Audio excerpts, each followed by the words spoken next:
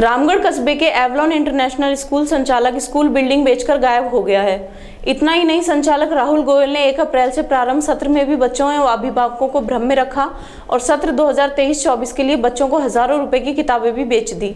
वहीं कुछ अभिभावकों से फीस भी वसूल कर ली, जबकि खरीदार प्रॉपर्टी डीलर करीब 3 महीने पूर्व ही मौके पर बिल्डिंग को जमींदोज कर कमर्शियल प्लॉटिंग कर चुका था।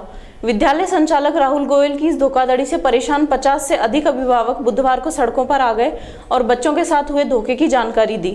परिजनों का आरोप था कि स्कूल यथावत संचालित रखने का झांसा देकर संचालक राहुल गोयल ने कस्बा निवासी राजेश खंडेलवाल के भवन में स्कूल संचालन बताकर किताबों के नाम पर 2 से 5 हजार रुपए की वसूली कर ली। संचालक की धोखाधड़ी से गुस्साए अभिभावक पूजा नारंग, सुंदरम गोयल, यश तनेजा, तिलक राज और ब्रज बिहारी सहित दर्जनों अभिभावक बच्चों के साथ सीबीईओ कार्यालय पहुंचे और उनके साथ हुई धोखाधड़ी की जानकारी दी। यहां उन्होंने बताया कि आगे की पढ़ाई राजेश स्कूल में करवाने के नाम पर अप्रैल महीने में ही किताब और फीस के नाम पर वसूली कर संचालक राहुल गोयल गायब हो गया। अब राजेश स्कूल संचालक ने भी प्रवेश देने से इनकार कर दिया है। वहीं अभिभावक शिवराम प्रजापत, तिलक राज, कैलाश आदि ने बताया कि स्कूल में करीब 90 बच्चे आरटीई के हैं, उन्हें अब कहाँ पढ़ाएंगे। संचालक राहुल गोयल के गायब हो जाने से उन्हें टीसी भी नहीं मिल पा रही है। वहीं राजेश खंडेलवाल का कहना है कि राहुल गोयल ने 5 से 15 अप्रैल तक उसके नए भवन में बच्चों और स्टाफ को शिफ्ट किया था। इसके अलावा उनका इस स्कूल से कोई लेना देना नहीं है। ग्रीष्मकालीन अवकाश के बाद स्टाफ भी नहीं आया। बुधवार को टीसी देने की बात सामने आई थी, लेकिन संचालक राहुल आए ही नहीं, इसलिए लोग परेशान हुए हैं।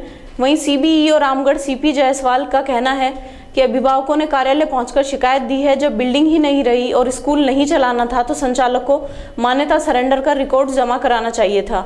अप्रैल में बच्चों को कहां पढ़ाया उनकी जानकारी में नहीं है, वे रिपोर्ट बनाकर ऊपर भेजेंगे। वहीं आरटीई के बच्चों को महात्मा गांधी स्कूलों में ही शिफ्ट किया जा सकता है।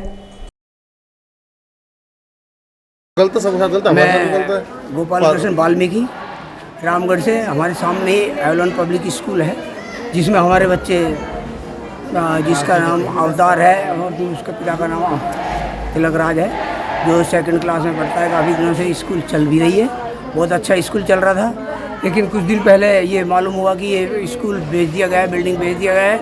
इसका नया बिल्डिंग कहीं पता ना कौन सी जगह तैयार हो रहा था, जिसका नाम बता रहे थे रघु के नाम से।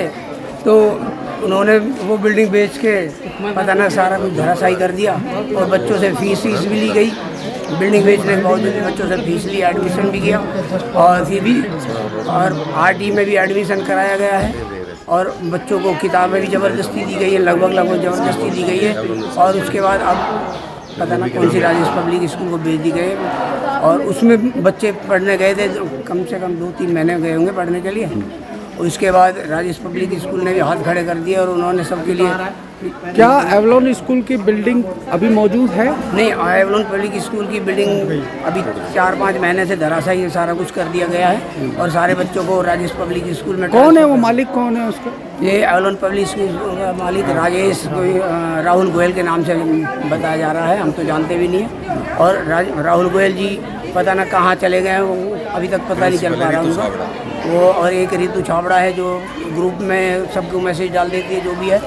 और हाँ, प्रिंसिपल है, पता नहीं। मैंने एक अपनी भवन बनाया था सतिया धर्मशाला के सामने, और यहाँ एवलॉन स्कूल जिनकी बिल्डिंग अब से 7-8 महीने पहले बिक चुकी थी, और उन बच्चों के व्यवस्था के लिए मैंने राहुल जी को ये बिल्डिंग कुछ समय के लिए दी थी और बाकी और कोई व्यवस्थाओं से मेरा इसमें कोई लेना देना नहीं।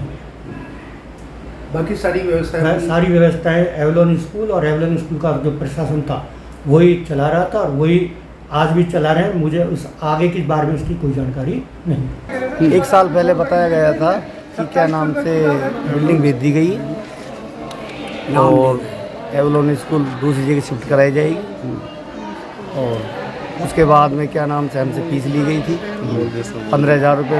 मैं खुद फीस दे के आया हूँ, 15,000 रुपये मेरे भाई ने फीस दी। फिर हमसे जो आरटी के जो बच्चे थे उनसे जो उनके आय प्रमाण पत्र है वो मंगाए थे। मंगाने के बाद में जो आरटी से जो बच्चे भाई वो जो वहाँ पर चेकिंग करने के लिए आए थे, तो उनसे पहले ही ये बताया जाता था कि क्या नाम से तुमको वही बोलना है जो यहाँ पर दिया जा रहा है, जबकि उनको ड्रेस वगैरह सब कुछ दी जाती कब दी थी आपको ड्रेस वगैरह, किताब कब दी? हमको कुछ नहीं दिया था वहाँ से, बाकी वहाँ से सब कुछ मिलता है। अच्छा अच्छा। हम वहाँ से सब कुछ फीस मिलता कब है। दी थी आपने? फीस दी थी 6 महीने पहले। 6 महीने 6 महीने पहले, साल भर पहले सूचित किया गया था कि बिल्डिंग बेच दी गई है। अगर साल भर पहले सूचित किया गया था तो वो फीस क्यों ली इन्होंने? फिर जैसे हमसे ये कहा गया 28 तारीख को आपको टीसी और ये वापस कर दी जाएंगी किताबें, तो हम जैसे आज आए हैं, सुबह 9 बजे का टाइम दिया गया था। अब 9 बजे हम यहाँ आए हैं तो यहाँ पे अब कोई भी सुनवाई नहीं है, कोई रेस्पॉन्सिबल आदमी यहाँ बैठा नहीं है, ना ही कोई यहाँ पे अब हमारा फ़ोन पिक कर रहा है, ना ही कोई ये बता पा रहा है कि टीसी कब मिलेगी कब नहीं मिलेगी, हमारी किताबों का क्या कितने होगा। बच्चे हैं ऐसे? कम से कम सर यहाँ बच्चे 150 से प्लस ही हैं, 150 प्लस बच्चे ही हैं। किससे, कौन सी क्लास से कौन सी क्लास तक है? ये सर नर्सरी से 8th क्लास तक है। तो जो आरटी में भी बच्चे होंगे उसमें, तो आरटी में भी सर सबसे एडमिशन? बड़ा इशू यही है कि जो आरटी के बच्चे यहाँ पे पढ़ रहे थे, अब उनका क्या होगा, ये सबसे बड़ा मेजर इशू रहेगा। कितने बच्चे हैं वो आरटी आरटी? के भी सर मेरे हिसाब से यहाँ पे 85 बच्चे 85 बच्चे हैं। 85।